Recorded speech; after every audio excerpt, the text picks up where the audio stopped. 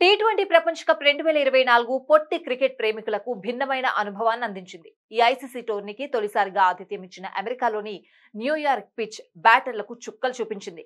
ఇక ఐసీసీ ఈవెంట్లో team India champion గా నిలిచిన విషయం తెలిసిందే.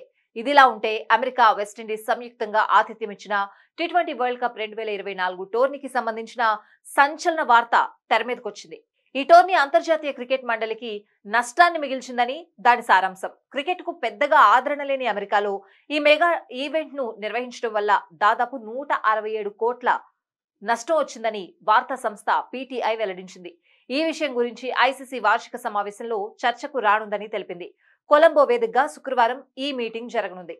అయితే వార్షిక సర్వసభ్య సమావేశంలో ప్రధానంగా చర్చించనున్న 9 పాయింట్ల ఎజెండాలో ఈ పాయింట్ లేకపోయినా పోస్ట్ ఈవెంట్ రిపోర్టుకు సంబంధించిన నివేదిక మాత్రం తయారు చేసినట్లు పీటీఐ పేర్కొంది.